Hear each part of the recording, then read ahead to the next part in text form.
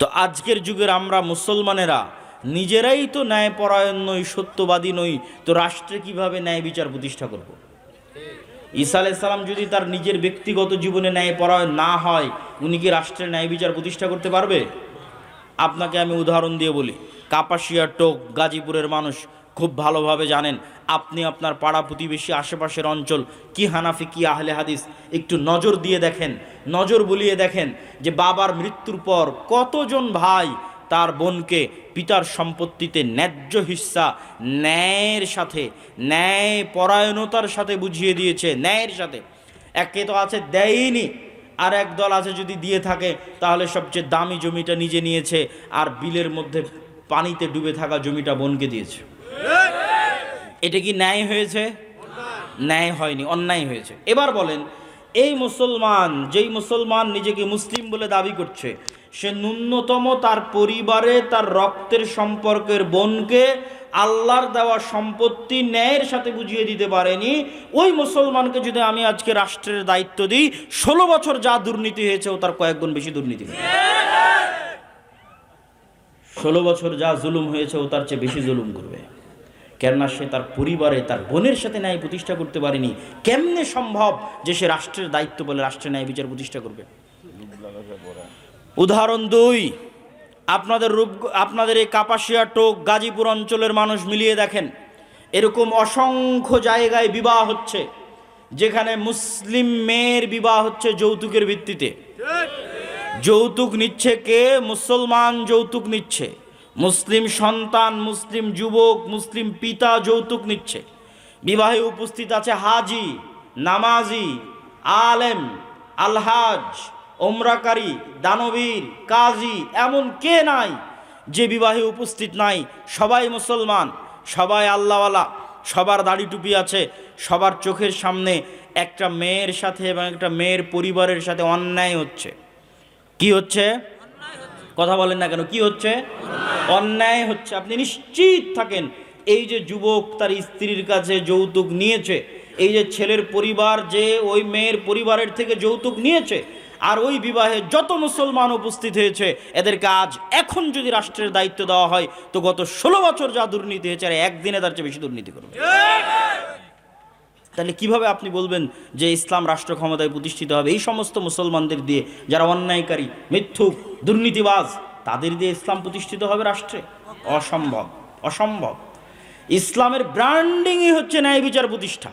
তো ন্যায় বিচার প্রতিষ্ঠা করতে হলে আগে আপনাকে ন্যায়পরায়ণ হতে হবে, এবং ন্যায়পরায়ণ হওয়ার গুরুত্ব, তাৎপর্য কোরআন এবং হাদিসে কত বেশি। রাসূলুল্লাহ সাল্লাল্লাহু আলাইহি ওয়াসাল্লাম বলছেন, সাবআতু ইউদিল্লুহুমুল্লাহ ইয়াওমা লা দিল্লা ইল্লা দিল্লুহ, 7 শ্রেণীর মানুষকে কঠিন কিয়ামতের মাঠে বিশেষ ছায়া দেওয়া হবে। তার 1 নম্বরে কোনো নামাজি, হাজি, তাহাজ্জুদ গুজার দানবীরকে স্থান দেওয়া হয়নি, স্থান দেওয়া হয়েছে ইমামুন আদিল, ন্যায়পরায়ণ দায়িত্বশীলকে স্থান দেওয়া হয়েছে। ন্যায়পরায়ণতা বড় কঠিন জিনিস, বড় ভয়ঙ্কর জিনিস। রাসূলুল্লাহ সাল্লাল্লাহু আলাইহি ওয়াসাল্লাম সন্তানদের মধ্যে আদর করতেও ন্যায় প্রতিষ্ঠা করতে বলেছেন। আল্লাহ সুবহানাহু ওয়া তাআলা বিবাহ করতে গিয়ে স্ত্রীর উপর ন্যায় প্রতিষ্ঠা করতে বলেছেন। ন্যায় নিশ্চিত না করতে পারলে অতিরিক্ত বিবাহ করতে নিষেধ করেছেন। আল্লাহ সুবহানাহু ওয়া তাআলা ন্যায়ের আদেশ দিতে গিয়ে বলেন, ইন্নাল্লাহ ইয়ামুরুকুম বিল আদল, আল্লাহ তোমাদেরকে ন্যায়ের আদেশ দিচ্ছে। আল্লাহ ন্যায়ের আদেশ দিতে গিয়ে বলেন, ওয়ালা ইয়াজরিমান্নাকুম শানআনু কওমিন আলা আল্লাহ তা'দিলু, দুনিয়ার মানুষ, দুনিয়ার মুসলমানেরা, মুমিনেরা জেনে রাখো, কোনো জাতি, কোনো গোত্র, কোনো সম্প্রদায়ের প্রতি তোমার অন্তরে যে রাগ, ক্ষোভ, বিদ্বেষ লুকিয়ে আছে, এটা যেন তার প্রতি ন্যায় আচরণ করতে তোমাকে বাধা না দেয়। এটাই তাকওয়া। ন্যায়পরায়ণ হওয়াই তাকওয়া। কেননা আল্লাহ নিজে ন্যায়পরায়ণ। পৃথিবীতে যত নবী রাসূল পাঠিয়েছেন সব ন্যায়পরায়ণ। আর আপনি মুসলমানদের বাড়ি ঘর, রাষ্ট্র, পরিবার, ফ্যামিলি, ইসলামী দল, ইসলামী আন্দোলন, ইসলামী সংগঠন, মসজিদ, মাদ্রাসা, যেখানে যাবেন বাহ্যিক রিচুয়ালস আছে, বাহ্যিক আনুষ্ঠানিকতা আছে, নাই তো কি নাই? ন্যায় নাই। ইসলামী দলের আমির ওই কর্মীকেই পদ দিয়ে রেখেছে যে বেশি চামচামি করে, আর ওই কর্মীকে দল থেকে বের করে দিয়েছে যে বেশি কর্মঠ হয়ে কাজ করে। তো ওই আমির তো তার দলই ন্যায় প্রতিষ্ঠা করতে পারেন, ও রাষ্ট্রে কিসের ন্যায় প্রতিষ্ঠা করবে? মাদ্রাসার পরিচালক, মসজিদের সভাপতি, তার মসজিদের ইমাম, মুয়াজ্জিন, খাদেম, মাদ্রাসার স্টাফ, দায়িত্বশীল, তাদের প্রতি ন্যায় প্রতিষ্ঠা করতে পারেনি তো রাষ্ট্রে কিসের ন্যায় প্রতিষ্ঠা করে? নামাজ আছে, বাহ্যিক আনুষ্ঠানিকতা আছে, কিন্তু নেতা হওয়া যায় না এগুলো দিয়ে। নেতা হতে হলে ন্যায়পরায়ণতা লাগে, নেতা হতে হলে সত্যবাদিতা লাগে। আজকের মুসলমানদের চারিত্রিক অধপতন, মিথ্যা এবং অন্যায়ের দিক থেকে মুসলমানদের চারিত্রিক অধপতন আজ থেকে 1400 বছর পূর্বের মক্কার কাফের মুশরিক কুরাইশদের চাইতে নিম্ন অবস্থায় আছে। আমি বাড়িয়ে বলিনি, দলিল সহ বলতেছি, আজকের মুসলমানদের ব্যক্তিত্ব আবু সুফিয়ান, কাফের মুশরিক অবস্থায় আবু সুফিয়ানের যে ব্যক্তিত্ব ছিল তার চেয়ে নিকৃষ্ট অবস্থায় আছে। আজকের মুসলমানদের ব্যক্তিত্ব আল্লাহর নবীর চাচা আবু তালেবের কাফের মুশরিক অবস্থায় যে ব্যক্তিত্ব, যে শাখসিয়া, যে পার্সোনালিটি, যে ন্যায়পরায়ণতা, যে সত্যবাদিতার উপর প্রতিষ্ঠিত ছিল তার চেয়ে নিম্ন অবস্থায় আছে।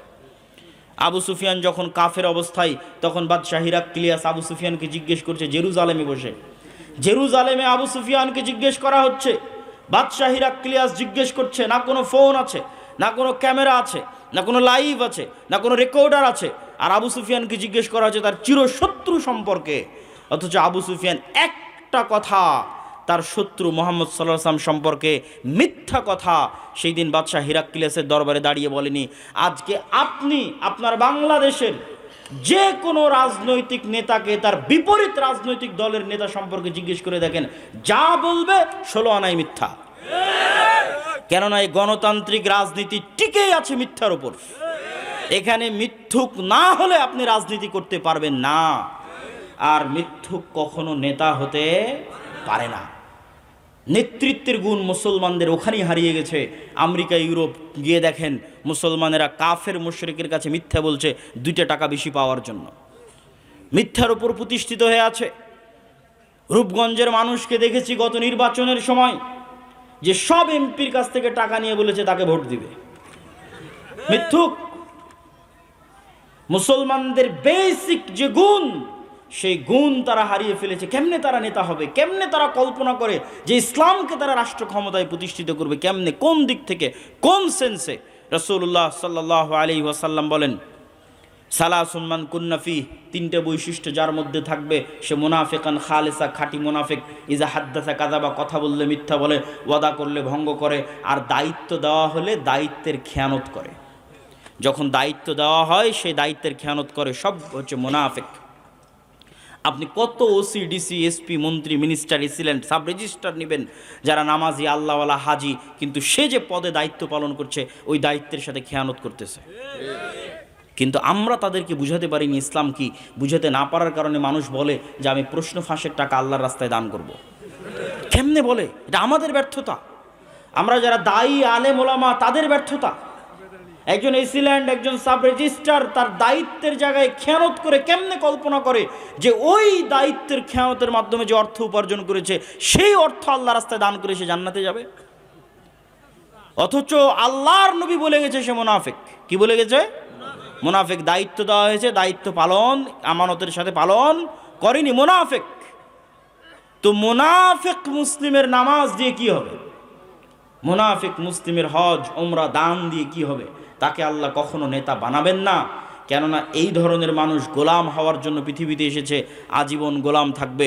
এই জন্য রাসূলুল্লাহ সাল্লাল্লাহু আলাইহি ওয়াসাল্লাম মুসলমানদের যেন সেলফ রেসপেক্ট ঠিক থাকে, মুসলমানদের যেন আত্মমর্যাদা, আত্মসম্মান ঠিক থাকে। মিথ্যা বললে আত্মসম্মান থাকে না, অন্যায় করলে আত্মসম্মান থাকে না, নেতা হওয়া যায় না। তো মুসলমানেরা যেন নেতা হতে পারে, মুসলমানদের যেন আত্মমর্যাদা, আত্মসম্মান ঠিক থাকে। এই জন্য আল্লাহর নবী বলতেন, তার নিজের আত্মমর্যাদা, আত্মসম্মান ঠিক রাখার জন্য বলতেন, আল্লাহুম্মা ইন্নী আউযু বিকা মিনাল মাআসামি ওয়াল মাগরাম। আল্লাহ, পাপ থেকে বাঁচতে চাই, কর্জ থেকে বাঁচতে চাই, ঋণ থেকে বাঁচতে চাই। আর এক দোয়ার মধ্যে আল্লাহ নবী বলছেন, আল্লাহুম্মা ইন্নী আউযু বিকা মিনাল হাম্মি ওয়াল হুজনি। বলতে বলতে বলছেন, ওয়া গালাবাতিদ দাইনি বা ওয়াজালঈদ দাইনি। হে আল্লাহ, ঋণের বোঝা থেকে পরিত্রাণ চাই, ঋণের বোঝা থেকে বাঁচতে চাই। আল্লাহর নবীকে জিজ্ঞেস করা হলো, কেন আপনি এত লোন থেকে বাঁচতে চান? আল্লাহর নবী উত্তরে বলছেন, ইজাস্তাদানা রাজুল বাদা ইউকাযযিব। মানুষ যখন লোন নেওয়া শুরু করে মিথ্যা বলা শুরু করে। এইটা ছিল আমাদের মূল পয়েন্ট, যে মুসলমানের আত্মমর্যাদা যেন নষ্ট না হয়। মিথ্যা বললে আত্মসম্মান থাকে না। এই জন্য আল্লাহর নবী নিজে লোন থেকে বাঁচতে চাইতেন। মুসলিম উম্মাকে লোন থেকে বাঁচার জন্য বলতেন। কিন্তু আপনি যান গ্রামে গঞ্জে, কয়টা বাড়ি আপনি খুঁজে পাবেন যারা কিস্তির সুদের ভিত্তিতে লোন নেয়নি, আর প্রত্যেক দিন ওই লোনওয়ালাকে, ওই কিস্তিওয়ালাকে মিথ্যা বলতেছে না? পুরো পরিবার মিলে মিথ্যা বলছে, নিজে মিথ্যা বলছে, স্ত্রীকে মিথ্যা বলাচ্ছে, সন্তানকে মিথ্যা বলাচ্ছে। যেই পুরো একটা পরিবার মিথ্যার উপর গড়ে উঠছে, এই পরিবার রাষ্ট্র ক্ষমতা ইসলাম প্রতিষ্ঠা করবে? এই পরিবার বাংলাদেশকে ভারতের গোলামি থেকে মুক্তি দিবে? অসম্ভব। আমি বলেছি, এই জন্য আমার কথা মনোযোগ দিয়ে মনে করে যাবেন। আমি বলেছি, মুসলমানদের নিজের দিনের উপর কনফিডেন্স নাই। মুসলমানদের নিজের দিনের উপর, নবীর সুন্নাতের উপর কনফিডেন্স নাই। কার থেকে উদাহরণ দেখবেন? ইহুদির থেকে উদাহরণ দেখবেন, আর হিন্দুর থেকে উদাহরণ দেখবেন। 1947-এ ভারত প্রতিষ্ঠা হয়েছিল সেকুলারিজমের উপর। জওহরলাল নেহরু, গান্ধী, মাওলানা আবুল কালাম আজাদ প্রতিষ্ঠা করেছিলেন সেকুলারিজমের উপর। আর 47-এ পাকিস্তান আর বাংলাদেশ প্রতিষ্ঠা হয়েছিল ইসলামের নামে, ইসলামের উপর। আজ 70, 75, 80 বছর পার হয়ে গেছে, ভারত সেকুলারিজম থেকে বের হয়ে হিন্দুত্ববাদের মতো একটা ভ্রান্ত মতবাদকে রাষ্ট্রে প্রতিষ্ঠিত করেছে। আর মুসলমানেরা পাকিস্তান আর বাংলাদেশের মতো মুসলিম রাষ্ট্ররা পাল্লা দিচ্ছে পৃথিবীকে দেখানোর জন্য, দেখো আমি কত বড় সেকুলার, আমি কত বড় ধর্মবিদ্বেষী, দেখে যাও আমাকে, কত বড় সেকুলার, আমাকে চিনে যাও, আমাকে একটু দাম দাও, মূল্যায়ন করো। আজকের বাংলাদেশের মুসলমানেরা ভারতের যে ঘটনাগুলো আছে সেগুলো নিয়ে ট্রল করে, যুবকরা ট্রল করে, ফেসবুক, ইউটিউব, বলে তাদের টয়লেট নাই, বা উমুক নাই, তুমুক নাই, বা তারা গোমূত্র পান করে ইত্যাদি নিয়ে ট্রল করে। আমার কথা হচ্ছে, ও যদি গোমূত্রও পান করে, তো গোমূত্রের মতো একটা ভ্রান্ত জিনিসের উপর তার কনফিডেন্স কোন লেভেলের, যে ওইটাকে রাষ্ট্র পর্যন্ত নিয়ে চলে গেছে। তুমি তোমার নবীর কয়টা সুন্নাত তোমার জীবনে, তোমার পরিবারে, তোমার সমাজে, তোমার রাষ্ট্রে বাস্তবায়ন করেছো? তুমি কত বড় মরদ দেখাও। হিন্দুরা মরদ, ভারতের হিন্দুরা মরদ, তাই হিন্দুত্ববাদকে রাষ্ট্রে প্রতিষ্ঠিত করেছে। তুমি কোন লজ্জায় তাকে নিয়ে ট্রল করো? তুমি যদি তাকে নিয়ে ট্রল করতে চাও, তো তোমার নবীর সুন্নাতকে তোমার জীবনে বাস্তবায়ন করে দেখাও, যে হ্যাঁ আমি পুরুষ, আমি কাপুরুষ না, আমি সাহসী বীর পুরুষ, আমারও আমার নবীর দিনের সুন্নাতের উপর কনফিডেন্স আছে, আত্মবিশ্বাস আছে। লন্ডন শহরে জরিপ চালান, কয়টা ইহুদির মুখে দাঁড়িয়ে আছে আর কয়টা মুসলমানের মুখে দাঁড়িয়ে আছে। মুসলমানের তার নবীর সুন্নাতের উপর আত্মবিশ্বাস কতটুকু, আর ইহুদির তার নবীর সুন্নাতের উপর আত্মবিশ্বাস কতটুকু, জরিপ চালান। আত্মবিশ্বাস বিক্রি করে দিয়ে, আত্মমর্যাদা বিক্রি করে দিয়ে কখনো আপনি মুক্তি পাবেন না, গোলামি থেকে মুক্তি পাবেন না। আপনাকে নিজের নবীর সুন্নাতের উপর কঠোর থেকে কঠোর আস্থাভাজন হতে হবে, আত্মবিশ্বাসী হতে হবে, দৃঢ় সংকল্প হতে হবে, ন্যায়পরায়ণ হতে হবে, সত্যবাদী হতে হবে, তবে আপনি নেতা হতে পারবেন। অটোমেটিক আপনার মতো মানুষকে দিয়ে আল্লাহ রাষ্ট্র ক্ষমতা ইসলাম প্রতিষ্ঠা করে দিবে, জোর করা লাগবে না, আল্লাহর দয়ায় প্রতিষ্ঠিত হয়ে যাবেন। আর যদি ন্যায় না থাকে, সত্য না থাকে, নিজের নবীর দিনের উপর কনফিডেন্স না থাকে, কম্প্রোমাইজ করার মানসিকতা থাকে, তাহলে যতই বক্তব্য দেন, অন্তত আপনার মতো মানুষকে দিয়ে আল্লাহর ঠেকা পড়ে নিজের রাষ্ট্রে ইসলাম প্রতিষ্ঠা করতে হবে, দিয়ে ইসলামকে কলঙ্কিত করতে হবে। বিকৃত ইসলাম প্রতিষ্ঠা করে, কম্প্রোমাইজড ইসলাম প্রতিষ্ঠা করে ইসলামকে কলঙ্কিত করতে হবে, এই ঠেকা আল্লাহ সুবহানাহু ওয়া তাআলার পড়েনি। সম্মানিত উপস্থিতি, বক্তব্য আমি দীর্ঘায়িত করতে চাই না। বক্তব্যের এই পর্যায়ে এসে আপনাদের সাথে কয়েকটি জরুরি গুরুত্বপূর্ণ কথার 1 নম্বর জরুরি গুরুত্বপূর্ণ কথা হচ্ছে, আগামী 13-14 ফেব্রুয়ারি কি আছে বলতে পারবেন? আগামী 13-14 ফেব্রুয়ারি আপনাদের এখান থেকে খুবই নিকটে এখনও জামিয়া সালাফিয়া রূপগঞ্জ নারায়ণগঞ্জে মদিনা ইসলামী বিশ্ববিদ্যালয়ের একজন প্রফেসর অবস্থান করছেন, ছাত্রদেরকে দার্স দিচ্ছেন। আল জামিয়া সালাফিয়া বাংলাদেশের মাটিতে এমন এক ব্যতিক্রম প্রতিষ্ঠান, যেখানে সবসময় বিদেশি শিক্ষক অবস্থান করে। ভারত, পাকিস্তান, সৌদি আরব সব দেশের শিক্ষক মণ্ডলী সবসময় অবস্থান করে। এরকম এক ব্যতিক্রম শিক্ষা প্রতিষ্ঠানের নাম জামিয়া সালাফিয়া। আগামী 13-14 ফেব্রুয়ারি পাকিস্তানের আহলে হাদিসদের সিংহপুরুষ আল্লামা ইহসান ইলাহি জহির রাহিমাহুল্লাহ, আল্লামা ইহসান ইলাহি জহির রাহিমাহুল্লাহর সন্তান আল্লামা ইবতিসাম ইলাহি জহির রাহিমাহুল্লাহ আপনাদের জামিয়া সালাফিয়াতে আসতেছে। আপনাদেরকে ব্যাপক উপস্থিতির মাধ্যমে তাকে স্বাগতম জানাতে হবে, বলেন ইনশাআল্লাহ। আপনাদের স্বতঃস্ফূর্ত অংশগ্রহণের উদাত্ত আহ্বান। 2, আদ-দাওয়া ইলাল্লাহর মাধ্যমে মসজিদ ভিত্তিক দ্বীন শিক্ষা। আপনাদের এই অঞ্চলে প্রায় 19-20 থেকে 30টা আহলে হাদিস মসজিদ আছে। এই মসজিদগুলোতে মক্তব চলে কিনা, মক্তব চললে ভালোভাবে চলে কিনা, শিক্ষকের ট্রেনিং আছে কিনা, সিলেবাসের বাস্তবায়ন আছে কিনা, কেউ খোঁজ খবর নেয় কিনা, একদিন একটু বসে আপনাদের মসজিদের ইমামদেরকে আল জামিয়া সালাফিয়া ডাঙ্গিপাড়া পবা রাজশাহীতে পাঠান, কোনো যাতায়াত খরচ দিতে হবে না, কোনো থাকা খাওয়া খরচ দিতে হবে না, কোনো ট্রেনিং ফি দিতে হবে না। ওই ইমামের এখান থেকে রাজশাহী যাওয়ার খরচও আর দাওয়া ইলাল্লাহ দিবে, জামিয়া সালাফিয়া দিবে। আবার 10 দিন ব্যাপী ওখানে থাকবে, খাবে, ট্রেনিং দিবে, তার সকল ব্যবস্থাপনা জামিয়া সালাফিয়া দাওয়া ইলাল্লাহ করবে। আবার ওখান থেকে রওনা দিয়ে আপনার কাপাসিয়া টোক গাজীপুরে আসবে, সেটার যাতায়াত খরচও তার হাতে দিয়ে হবে। আবার মক্তবে যে সিলেবাসটা বাস্তবায়ন করবে, সেই বইটা পর্যন্ত কত ছাত্র সংখ্যা মক্তবে উপস্থিত আছে তার উপর ভিত্তি করে সম্পূর্ণরূপে ফ্রি দেওয়া হবে। এই ব্যবস্থাপনা নিয়ে আমরা অপেক্ষা করছি। আপনি যদি না যান তাহলে এর জবাব আপনি দিবেন আল্লাহর দরবারে, আমরা আল্লাহ সুবহানাহু ওয়া তাআলার দরবারে দিব না। আমরা বিশ্বাস করি শুধু মাদ্রাসা প্রতিষ্ঠা করে 2% মুসলমানকে দিন শেখানো সম্ভব, আর মসজিদগুলোকে শক্তিশালী প্রতিষ্ঠান বানিয়ে 100% মুসলমানকে দিন শেখানো সম্ভব। অতএব মসজিদগুলোকে আর দাওয়া ইলাল্লাহর সাথে সম্পৃক্ত করেন। সকল ব্যবস্থাপনা নিয়ে আমরা বসে আছি। আপনাকে এক ধাপ একটু এগিয়ে আসতে হবে, আপনাকে এক ধাপ একটু উদার হতে হবে। 3, মাসিক আল ইতিসাম। যদিও আজকে কোনো বই পুস্তক কিছুই নিয়ে আসেনি, তারপরেও আপনাদের সামনে বলে যাই, বাংলাদেশের এক ব্যতিক্রম পত্রিকা যার ফতোয়া এই বিদেশি আলেম ওলামাদের উপস্থিতিতে, দেশি আলেম ওলামাদের উপস্থিতিতে, শাইখ আব্দুর রাজ্জাক বিন ইউসুফের উপস্থিতিতে লেখা হয়, পর্যালোচনা পরিচালনা করা হয়, সেই ফতোয়া আপনাদের কাছে আসে। আমি নিয়মিত লিখি, সম্পাদকীয় লেখা আছে। এই মাসের সম্পাদকীয় আছে দামেস্ক বিজয়ের উপর। যেই দামেস্কের ঘটনা কিছুক্ষণ আগেই বললাম, যে ঈসা আলাইহিস সালাতু ওয়াস সালাম বললেন যে তিনি যতক্ষণ কিয়ামত হবে না, যতদিন ঈসা আলাইহিস সালাম না আসবে, তো এসে কি করবে? ক্রুশ ভেঙে দিবে। কেন ক্রুশ ভাঙবে? ঘটনা পড়ে দেখেন মাসিক আল ইতিসামে। কেন ক্রুশ ভাঙবে? ক্রুশ ভাঙবে এই জন্য যে তৎকালীন পৃথিবীতে মুসলমান আর রোমান খ্রিস্টানদের একটা চুক্তি হবে। 1 মিনিট, বেশি সময় নিব না, অধৈর্য হওয়ার কিছু নয়, আপনাদের চেয়ে বেশি দূরে আমরা যাব। তৎকালীন যুগে মুসলমান আর রোমান খ্রিস্টানদের একটা চুক্তি হবে। চুক্তি হয়ে তারা কমন শত্রুর বিরুদ্ধে যুদ্ধ করবে। কমন শত্রুর বিরুদ্ধে যুদ্ধ করে মুসলমান আর খ্রিস্টানরা বিজয়ী হয়ে যাবে। বিজয় মিছিল যখন বের হবে, তখন এক খ্রিস্টান ক্রুশ উঁচিয়ে ধরে বলবে এই ক্রুশের কারণে বিজয় হয়েছে, বলেন নাউজুবিল্লাহ। তখন ওখানে উপস্থিত এক মুসলমানের ঈমান জেগে যাবে। সে তখন লাফ দিয়ে উঠে ক্রুশ ভেঙে দিয়ে বলবে আল্লাহর কারণে বিজয় হয়েছে। যখন ক্রুশ ভেঙে দিবে, তখন এবার খ্রিস্টান আর মুসলমানের দোস্তি ছিল, দোস্তি শেষ। একদিকে রোমান খ্রিস্টান আর একদিকে মুসলমান। আল্লাহর নবী বলছে ওই দিন 80টা পতাকার অধীনে খ্রিস্টানরা একত্রিত হবে, যার এক একটা পতাকার অধীনে 12,000 করে সৈন্যবাহিনী থাকবে, তথা প্রায় 10 লক্ষ সেনাবাহিনীর সমাহার করবে খ্রিস্টানেরা। আর মুসলমানদের সেই দিন হেডকোয়ার্টার হবে দামেস্ক। আজকের মুজাহিদরা যে দামেস্ক বিজয় করলো, সেই দামেস্ক সেই দিন হবে মুসলমানদের হেডকোয়ার্টার। আল্লাহর নবী বলছেন পৃথিবীর ইতিহাসে এত ভয়ঙ্কর, এত ভয়াবহ যুদ্ধ আগে কোনোদিন হয়নি, পরেও কোনোদিন হবে না। এত ভয়ঙ্কর ভয়াবহ যুদ্ধ, কোনো বংশে যদি 100 মানুষ থাকে, 99 মারা যাবে, একটা বেঁচে থাকবে। পাখি যদি 1 মাস আকাশে উড়ে, তাহলে লাশ ছাড়া আর কিছু পাবে না, তখন খাদ্যদ্রব্যের অভাবে ওভাবেই পড়ে মারা যাবে, শুধু লাশ আর লাশ। রাসূল সাল্লাল্লাহু আলাইহি ওয়াসাল্লাম বলছেন সেই দিন আমার উম্মত 3 ভাগে বিভক্ত হয়ে যাবে। একদল উম্মত যুদ্ধের মাঠ ছেড়ে পালিয়ে যাবে, বলেন নাউজুবিল্লাহ। যারা যুদ্ধের মাঠ থেকে পালিয়ে যাবে তাদের তওবা আর কোনোদিন কবুল করা হবে না। অন্য তওবার, অন্য গুনাহের ক্ষমা আছে, কিন্তু ওই যুদ্ধের মাঠ থেকে যারা পালাবে ওদের ক্ষমা নেই। 2, আরেক দল শহীদ হয়ে যাবে, এরা পৃথিবীর সর্বশ্রেষ্ঠ শহীদ, আল্লাহু আকবার। আর এক দলকে আল্লাহ বিজয় দান করবে খ্রিস্টানদের উপর, এরা কিয়ামত পর্যন্ত আর কোনোদিন ফিতনায় পতিত হবে না।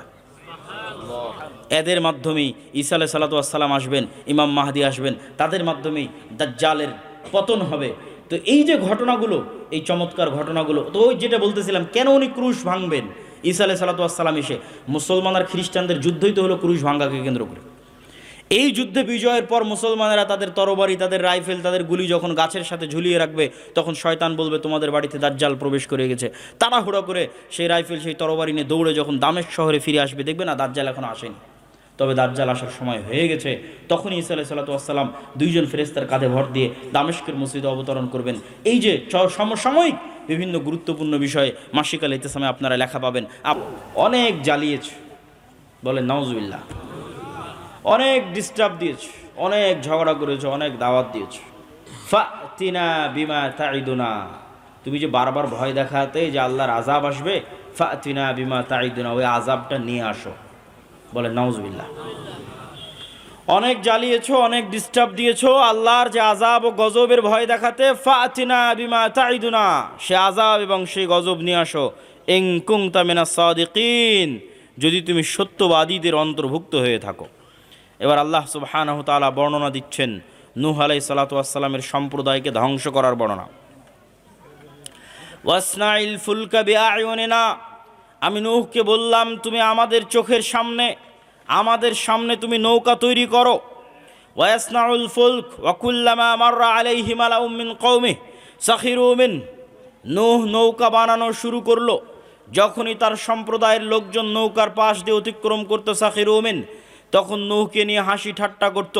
আল্লাহ উত্তরে বলছেন, ফাইন্না নাসখারু মিনকুম কামা তাসখারুন। আজকে তোমরা নূহকে নিয়ে যেমন হাসি ঠাট্টা করছো, আমি আল্লাহ তোমাদেরকে নিয়েও হাসি ঠাট্টা করবো। ফাসাউফা তা'লামুন মান ইয়াতিহি আযাবুন ইউখজিহ। সেই দিন তোমরা বুঝতে পারবে আল্লাহর আযাব কিভাবে আসে, আল্লাহর আযাব কাকে বলে। আমি নূহকে আদেশ দিলাম, কুল নাহমিল ফিহা মিন কুল্লি যাওজাইন, যে পৃথিবীতে যত জাতি গোত্র আছে প্রত্যেক জাতি গোত্র থেকে এক জোড়া প্রাণী উঠিয়ে নাও। আর যারা ঈমান আনয়ন করেছে ওমান আমানা, তাদেরকে উঠিয়ে নাও।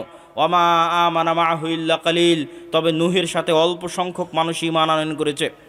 ওয়াকাল আরকাবু ফিহা বিসমিল্লাহি মাজরিহা ওয়া মুরসাহা ইন্না রাব্বি লাগাফুরুর রহিম। আর নূহকে বললাম, আল্লাহর নামে নৌকে আরোহণ করো, নিশ্চয় তোমার প্রতিপালক পরম ক্ষমাশীল ও পরম দয়ালু। ওয়াহিয়া তাজরি বিহিম ফি মাউজিন কাল জিবাল। নূহের এই নৌকা এমন সমুদ্র তরঙ্গের মধ্যে দিয়ে চলতে লাগলো, যেই তরঙ্গের ঢেউ ছিল পাহাড় সমপরিমাণ। আর পাহাড় সমপরিমাণ এই ঢেউয়ের অবস্থার মধ্যে নূহ আলাইহিস সালাতু ওয়াস সালাম তার সন্তানকে বলছেন, ইয়া বুনাইয়া ইরকাব মা'না ওয়ালা তাকুম মা'আল কাফিরিন। হে আমার বৎস, আমাদের সাথে নৌকায় উঠো, কাফেরদের অন্তর্ভুক্ত হয়েও না। তখন নূহ আলাইহিস সালাতু ওয়াস সালামের সন্তান বলছে, সাআবি ইলা জাবালিন ইয়াসিমুনি, সবচেয়ে উঁচু পাহাড়ে আশ্রয় নিব। সবচেয়ে উঁচু পাহাড়ে আল্লাহর পানি পৌঁছতে পারবে না। নূহ আলাইহিস সালাতু ওয়াস সালাম উত্তরে বললেন, লা আসিমাল ইয়াউম, আজকে আশ্রয় দানকারী আল্লাহর আযাব থেকে, আল্লাহর গজব থেকে, লা আসিমাল ইয়াউম মিন আমরিল্লাহ, পৃথিবীর কোনো উঁচু পাহাড়ও বাঁচবে না আজকে আল্লাহর আযাব এবং গজব থেকে। তাই হলো, যদি হিমালয় পাহাড়ের চূড়ায় গিয়েও আশ্রয় নিয়ে থাকে, তো আল্লাহ পানি বাড়াতে বাড়াতে বাড়াতে বাড়াতে হিমালয় পাহাড়কে ডুবিয়ে দিয়েছিলেন। তথা সারা পৃথিবীতে শুধু নিচে ছিল পানি, উপরে ছিল আসমান। এরপরে আল্লাহ বললেন, ইয়া আরদু বলঈ মাআক, হে জমিন তোমার পানি শুষে নাও। ওয়া সামা আকলাই, হে আসমান থেমে যাও, ক্ষান্ত হও, বৃষ্টি বর্ষণ বন্ধ করো। সম্মানিত উপস্থিতি, আরও বিস্তর বর্ণনা আল্লাহ সুবহানাহু ওয়া তাআলা নূহ আলাইহিস সালাতু ওয়াস সালামের কওমকে ধ্বংস করার বর্ণনা দিয়েছে। এই যে নূহ আলাইহিস সালাতু ওয়াস সালামের কওমকে আল্লাহ ধ্বংস করে দিলেন, এই বর্ণনা তাওরাতে আছে, এই বর্ণনা ইনজিলে আছে। আজকের তাওরা, আজকের ইহুদিরা যে তৌরাহ পড়ে, সেই তৌরাতে নূহ আলাইহিস সালাতু ওয়াস সালামের এই মহাপ্লাবনের বর্ণনা আছে। এত বিকৃতির পর, এত পরিবর্ধনের পর আজকের যে বাইবেল খ্রিস্টানেরা পড়ে, সেই বাইবেলে নূহ আলাইহিস সালাতু ওয়াস সালামের এই মহাপ্লাবনের বর্ণনা আছে। পবিত্র কোরআনে নূহ আলাইহিস সালাতু ওয়াস সালামের এই মহাপ্লাবনের বর্ণনা আছে। এই মহাপ্লাবন মহাসত্য। তবে হ্যাঁ, আজকে লস অ্যাঞ্জেলসে যে আগুন জ্বলতেছে, তা আল্লাহর এই মহাপ্লাবনের সামনে কিছুই নয়। আল্লাহ সুবহানাহু ওয়া তাআলার এই মহা গজবের সামনে কিছুই নয়। অথচ সামান্য ন্যূনতম সে আগুন কন্ট্রোল করার সক্ষমতা আজকের পৃথিবীর সবচেয়ে শক্তিশালী রাষ্ট্র বলে দাবি করে যে আমেরিকা, তাদের পক্ষে সম্ভব হচ্ছে না। তাদের দুর্বলতা এবং তাদের অক্ষমতা সারা পৃথিবীর মানুষের সামনে ফুটে উঠছে ন্যূনতম সামান্য এক আগুনে, যা নূহ আলাইহিস সালামের এই ভয়াবহ বন্যার কাছে কিছুই নয়। এবার আসেন লূত আলাইহিস সালাতু ওয়াস সালামের কওমকে আল্লাহ কিভাবে ধ্বংস করেছেন। ওয়ালুতান ইয ক্বালা লিকাওমিহি আতা'তুনাল ফাহিশাতা মা সাবাকাকুম বিহা মিন আহাদিন মিনাল আলামিন। হে লূত, তুমি তোমার কওমের নিকটে যাও এবং তোমার কওমকে বলো। আর লূত তার কওমের নিকটে গেল এবং বলল, আতা'তুনাল ফাহিশাতা, তোমরা কি ওই অশ্লীলতায় লিপ্ত হচ্ছ যেই অশ্লীলতা পৃথিবীতে কোনো জাতি ইতিপূর্বে করেনি, সেই অশ্লীলতায় তোমরা লিপ্ত হয়েছ। এই অশ্লীলতা থেকে বের হয়ে আসো, এই অশ্লীলতা পরিত্যাগ করো। সে অশ্লীলতা ছিল সমকামিতার অশ্লীলতা। সম্মানিত উপস্থিতি, লূত আলাইহিস সালাতু ওয়াস সালাম যখন এই দাওয়াত তাদেরকে প্রদান করলো, তখন তারা লূত আলাইহিস সালাতু ওয়াস সালামকে কি উত্তর দিয়েছিল জানেন? ফামা কানা জাওয়াবা কওমি ইল্লা আন ক্বালু আখরিজু আলা লূতিন মিন ক্বরিয়াতিকুম ইন্নাহুম উনাসুন ইয়াতাতাহহারুন। লূত তুমি যখন এতই পবিত্র, লূত তুমি যখন এতই পবিত্র, আর আমরা যখন এতই অপবিত্র, আমাদের সাথে তোমার থাকার দরকার নাই। তুমি আমাদের এলাকা, আমাদের গ্রাম ছেড়ে বেরিয়ে পড়ো, আমাদের গ্রাম থেকে বেরিয়ে যাও। যদি তুমি তোমার দাওয়াতি কাজ বন্ধ না করো, আমরা তোমাকে আমাদের গ্রাম, আমাদের এলাকা ছাড়তে বাধ্য করব। আল্লাহর আযাব এবং আল্লাহর গজব আসার সময় হয়ে গেল। আল্লাহর আযাব এবং গজব আসার যখন সময় হলো, আল্লাহ ফেরেশতা পাঠালেন। ফেরেশতা গেল মেহমান হিসেবে ইব্রাহিম আলাইহিস সালাতু ওয়াস সালামের নিকটে। ধারাবাহিক আল্লাহ সুবহানাহু ওয়া তাআলা এই ঘটনা পবিত্র কোরআনে বর্ণনা করেছেন। ফেরেশতা যখন ইব্রাহিম আলাইহিস সালাতু ওয়াস সালামের নিকটে গেল, তখন ইব্রাহিম আলাইহিস সালাতু ওয়াস সালাম ভয় পেয়ে গেলেন।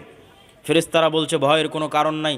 ইন্না নুবাশশিরুকা বিগুলামিন, আমরা আপনাকে এক সৎ সুসন্তানের সুসংবাদ দিতে এসেছি, আর ধ্বংসের বার্তা নিয়ে এসেছি কওমে লুতের জন্য।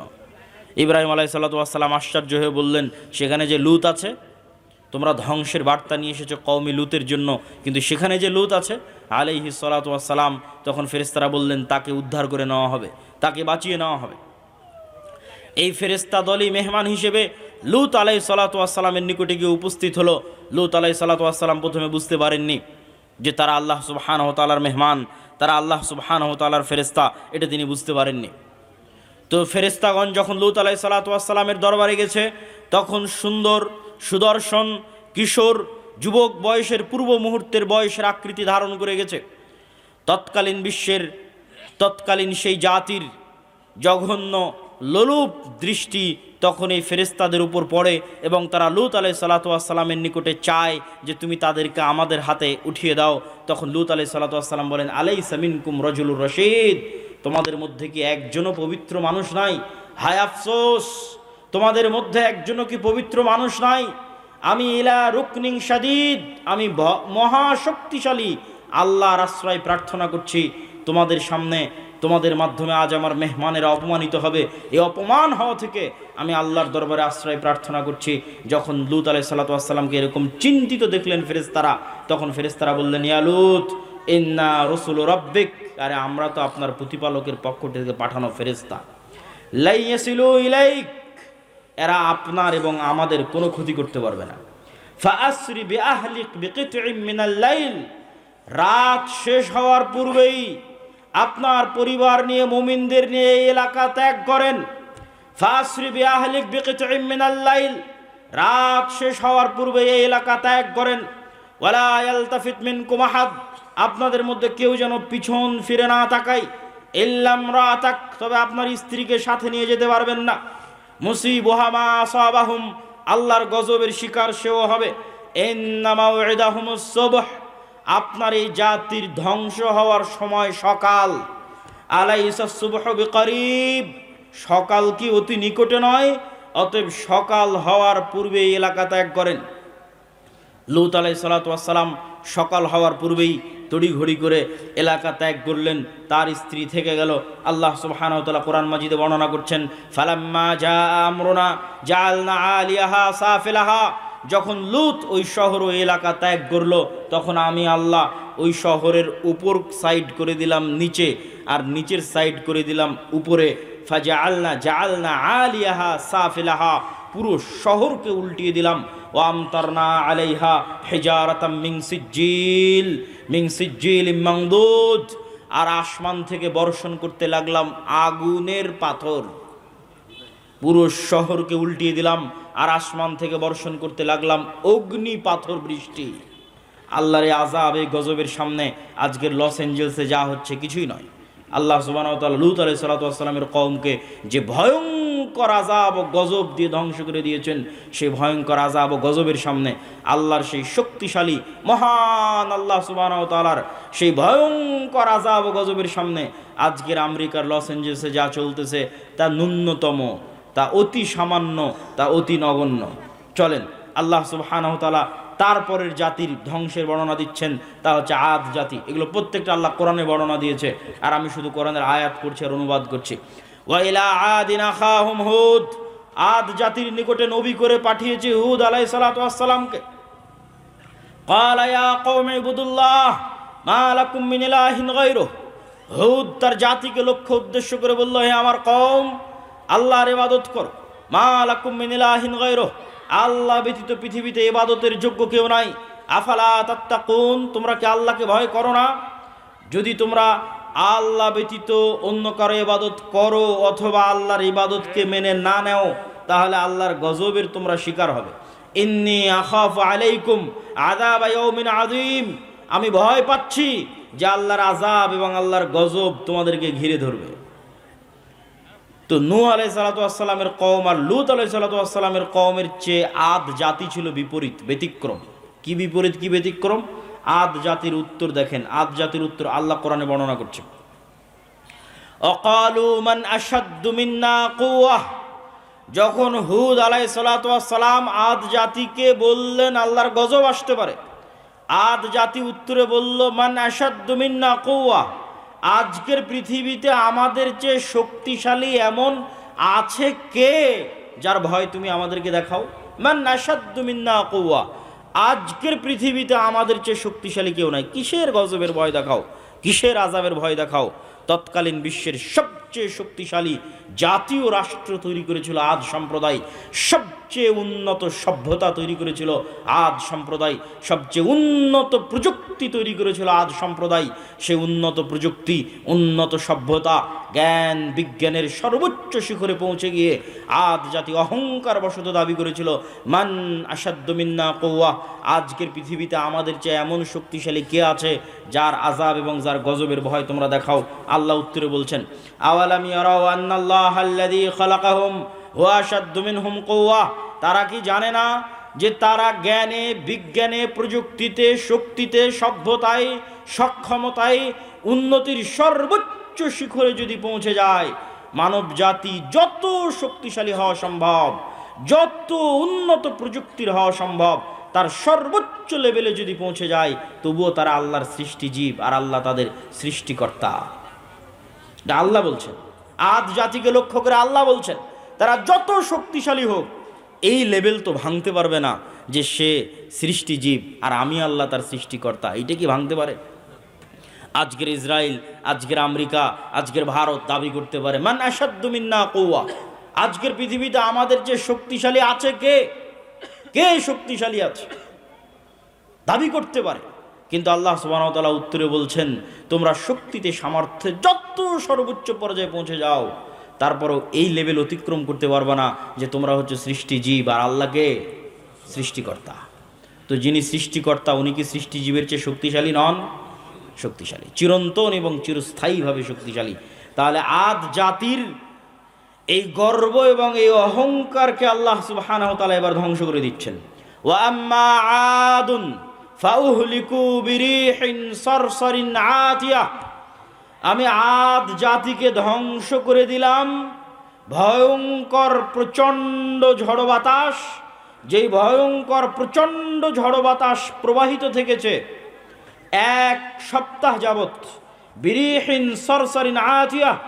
আর সেই ভয়ঙ্কর ঝড় বাতাসের অন্যতম আরেকটি বৈশিষ্ট্য হচ্ছে সে বাতাস ছিল প্রচণ্ড ঠান্ডা, প্রচণ্ড ঠান্ডা ভয়ঙ্কর ঝড় বাতাস যেই দিক দিয়ে গেছে সেই দিক দিয়ে গোড়া কাটা খেজুর গাছের মতো পড়ে গেছে।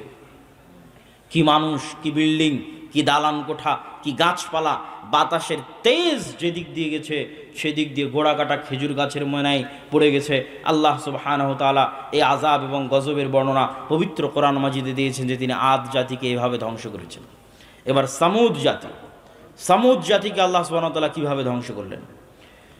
আল্লাহ সুবহানাহু ওয়া তাআলা পবিত্র কোরআনে বলছেন ওয়া ইলা সামুদ আখাহুম সালেহ, সামুদ জাতির নিকটে নবী করে পাঠিয়েছিলাম সালেহকে। আদ জাতির নিকটে নবী করে পাঠানো হয়েছে হুদকে, কওমে নূহের নিকটে নবী করে পাঠানো হয়েছে নূহকে, কওমে লূতের নিকটে নবী করে পাঠানো হয়েছে লূতকে, আর সামুদ জাতির নিকটে নবী করে পাঠিয়েছি সালেহকে। সালেহ গিয়ে বলল ইয়া কওমি ইবুদুল্লাহ মা লাকুম মিন ইলাহিন গায়রুহ, হে আমার সম্প্রদায় আল্লাহর ইবাদত করো, আল্লাহ ব্যতীত পৃথিবীতে ইবাদতের যোগ্য আর কোনো সত্য মাবুদ, সত্য সত্তা নাই। আর আমি সালেহ আল্লাহর নিদর্শন স্বরূপ তোমাদের জন্য নিয়ে এসেছি একটা উটনি, নাকাতুল্লাহ, হাদিহি নাকাতুল্লাহ, এই যে আল্লাহর উটনি নিদর্শন স্বরূপ নিয়ে এসেছি। ফাদারুহা তাকুলু ফি আরদিল্লাহ, এই উটনির তোমরা কোনো ক্ষতি করার চেষ্টা করিও না, যদি এই উটনির ক্ষতি করার চেষ্টা করো ফায়াখুযাকুম আযাবুন আলীম, ভয়ঙ্কর শাস্তি তোমাদেরকে গ্রাস করবে। আর এই উটনির জন্য কি, বেশি কিছু না, হাদিহি নাকাতুন লাহা শিরবুন ওয়ালাকুম শিরবু ইয়াউমিন মা'লুম, 6 দিন তোমাদের উটনি কুয়াতে পানি পান করবে, আর এই উটনি একদিন কুয়ায় পানি পান করবে।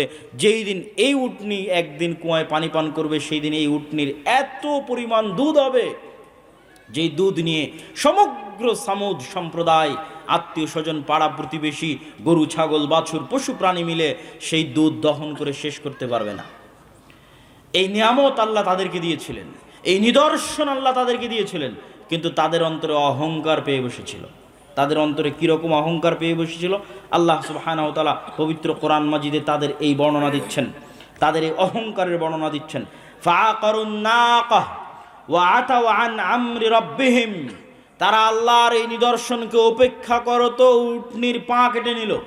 শুধু কি উটনির পা কেটে নিল? উটনির পা কেটে নিয়ে এসে সালেহ আলাইহিস সালাতু ওয়াস সালামকে বলছে, ইয়া সালেহ ইতিনা বিমা তাইদুনা ইন কুনতা মিনাল মুরসালিন। সালেহ, তুমি তো খুব বড় বড় লেকচার দিতে যে এই উটনির ক্ষতি করলে নাকি আল্লাহর আযাব আসবে। নেও, তোমার উটনির পা কেটে দিয়েছে, আল্লাহর আযাব কোথায় নিয়ে আসো। বলেন নাউজুবিল্লাহ। আল্লাহর আযাব তারা নিজেদের জন্য চেয়ে নিল, পরীক্ষায় ফেল করলো। এবার আল্লাহ সুবহানাহু ওয়া তাআলা তাদের আযাবের বর্ণনা দিচ্ছেন পবিত্র কোরআন মাজিদে, যে আল্লাহ সুবহানাহু ওয়া তাআলা তাদেরকে কিভাবে ধ্বংস করেছেন। আল্লাহ সুবহানাহু ওয়া তাআলা তাদেরকে ধ্বংসের বর্ণনা দিতে গিয়ে বলেন, ফাআখাযাতহুমুর রাজফা ফাআসবাহু ফি দারিহিম জাসিমিন। আমি সামুদ সম্প্রদায়কে ধ্বংস করেছি বিকট আওয়াজ দিয়ে। কি ভয়ঙ্কর বিকট আওয়াজ! এমন ভয়ঙ্কর বিকট আওয়াজ যে ফাআখাযাতহুমুর রাজফা, এমন ভয়ঙ্কর বিকট আওয়াজ যে ফাসবাহু ফি দারিহিম জাসিমিন, যে যে অবস্থায় ছিল ওই অবস্থায় থেকে গেছে, কিন্তু মারা গেছে। যে যে অবস্থায় ছিল, কেউ হয়তো এক কাপ চা মুখে নিয়ে চায়ের পেয়ালা কাছে ধরেছিল, এই সময় ভয়ঙ্কর বিকট আওয়াজ চলে এসেছে, চায়ের পেয়ালা ওভাবে ধরেই থেকে গেছে, পৃথিবী থেকে বিদায় নিয়ে চলে গেছে ভয়ঙ্কর বিকট আওয়াজে। কেউ হয়তো দৌড়াচ্ছিল, দৌড়ানো অবস্থায় থেকে গেছে। কেউ বসা ছিল, বসা অবস্থায় থেকে গেছে। যে যে অবস্থায় ছিল, লা তাতাহাররাকুল আজসাদ, পুরো একটা জাতি একদিনে, এক সেকেন্ডে, এক বিকট আওয়াজে স্থির অবস্থায় পৃথিবী থেকে ধ্বংস হয়ে গেছে। আল্লাহ বর্ণনা দিচ্ছেন পবিত্র কোরআন মাজিদে এই সামুদ জাতির ধ্বংসের বর্ণনা। আদ জাতির ধ্বংসের বর্ণনার সাথে আজকের আমেরিকার লস অ্যাঞ্জেলসে যা চলতেছে কিছুই না, ন্যূনতম, অতি নগণ্য। অথচ এই অতি নগণ্য, অতি দুর্বল আল্লাহর শাস্তি, আল্লাহর আযাব বর্তমান পৃথিবীর সবচেয়ে শক্তিশালী রাষ্ট্র ট্যাকেল দিতে পারছে না। যদি নূহ আলাইহিস সালাতু ওয়াস সালামের মতো আযাব আসে, যদি কওমে লুতের মতো আযাব আসে, যদি আদ জাতির মতো আযাব আসে, যদি সামুদ জাতির মতো আযাব আসে, তাহলে আল্লাহ সুবহানাহু ওয়া তাআলার আযাব এবং এই শাস্তি থেকে বাঁচতে পারবে এরকম কোনো শহর, বন্দর, নগর পৃথিবীতে নাই। এবং এটার চ্যালেঞ্জ আল্লাহ পবিত্র কোরআন মাজিদে দিয়েছেন। আল্লাহ বলছেন, আফা আমিনা আহলুল কুরা আইয়াতিয়াহুম বাসুনা বায়াতাও ওয়া হুম নাইমুন। শহর ও গ্রামবাসী, বন্দরবাসী কি নিজেকে নিরাপদ মনে করে নিয়েছে যে আর আল্লাহর আযাব আসবে না? এখন অত্যাধুনিক প্রযুক্তি, তাই বৃষ্টি কখন হবে জানা যায়, ঝড় কখন হবে জানা যায়, ভূমিকম্প কখন হবে জানা যায়। সকল আশ্রয় কেন্দ্র আছে, পুনর্বাসন কেন্দ্র আছে, ফায়ার সার্ভিস আছে। এরকম উন্নত প্রযুক্তির যুগে, কম্পিউটার, মোবাইল, বিজ্ঞান, ক্যামেরার যুগে, ওয়েবসাইট, গুগল, সব কিছুর যুগে, চ্যাট জিপিটির যুগে মানুষকে মনে করে নিয়েছে যে আল্লাহর আযাব আর আসবে না। আফা আমিনা আহলুল কুরা ইয়াতিয়াহুম বাসুনা বায়াতাও ওয়া হুম নাইমুন। শহর, বন্দর, নগরবাসী, পৃথিবীর উন্নত থেকে উন্নত শহরবাসী, New York, Washington, London, Dubai, Singapore, ঢাকার মানুষ কি মনে করে নিয়েছে আল্লাহর আযাব আসবে না? এমতো অবস্থায় যে তারা ঘুমন্ত, এমতো অবস্থায় যে তারা দুপুরের পর বিশ্রাম নিচ্ছে, এমতো অবস্থায় যে তারা খেল তামাশায় মত্ত, এমতো অবস্থায় তাদের কাছে আল্লাহর আযাব আসবে না, এই নিশ্চিত, এই গ্যারেন্টি, এই নিশ্চয়তা তাদেরকে কে দিল? আল্লাহ সুবহানাহু ওয়া তাআলা পবিত্র কোরআন মাজিদের এই সারমর্ম, এই সামারি বলার মাধ্যমে আপনাদের সামনে এতটুকুই, বক্তব্যের এই প্রথম অংশে এতটুকু তুলে ধরতে চেয়েছি যে আল্লাহর আযাব এবং আল্লাহর গজব থেকে পৃথিবীতে কেউ মুক্ত নয়, আল্লাহর আযাব এবং গজবের ভয়ে থাকতে হবে। বক্তব্যের দ্বিতীয় অংশ হচ্ছে ইসলামের সামগ্রিক বিজয় কিভাবে সম্ভব। ইসলামের সামগ্রিক বিজয় কিভাবে সম্ভব, এই পয়েন্টে বাংলাদেশের প্রায় সব জায়গায়, সব ইউনিভার্সিটি, কলেজ, যেখানে যেখানে যাওয়ার সুযোগ হচ্ছে, সম্ভব হচ্ছে, সেখানে আলোচনা তুলে ধরছি। আপনাদের কাছেও তুলে ধরা দরকার, কেননা আমাদের মধ্যে অনেক মানুষ মনে করছে যে হ্যাঁ, গণতান্ত্রিক নির্বাচনের মাধ্যমে আমি রাষ্ট্র ক্ষমতায় ইসলাম প্রতিষ্ঠা করব। আবার কেউ মনে করছে যে না এইভাবে ওইভাবে রাষ্ট্র ক্ষমতা ইসলাম প্রতিষ্ঠিত হবে। আসলে রাষ্ট্রে ইসলাম প্রতিষ্ঠিত হওয়া বলতে কি বুঝায়, এই জিনিসটা আগে আমাকে এবং আপনাকে বুঝতে হবে। রাসূলুল্লাহ সাল্লাল্লাহু আলাইহি ওয়াসাল্লাম এক হাদিসে বলছেন, কিয়ামতের পূর্ব মুহূর্তের নিকটবর্তীর বর্ণনা দিতে গিয়ে বলছেন, লা তাকুমুস সাআহ হাত্তা ইয়ানজিলা ঈসা ইবনে মারইয়াম, কিয়ামত ততক্ষণ পর্যন্ত হবে না যতক্ষণ না মারিয়ামের সন্তান ঈসা পৃথিবীতে নেমে না আসে। আর মারিয়ামের সন্তান ঈসা পৃথিবীতে নেমে এসে কি করবে জানো? মারিয়ামের সন্তান ঈসা পৃথিবীতে নেমে এসে ইয়াকসিরুস সালিব, ক্রুশ ভেঙে দিবে, ওয়া ইয়াকতুলুল খিনজির, শুকুরকে হারাম ঘোষণা করবে, আর সমগ্র পৃথিবীতে হাকামান মুকসিতা, ন্যায় বিচার প্রতিষ্ঠা করবে। এটা হলো রাষ্ট্রে ইসলামের ব্র্যান্ডিং।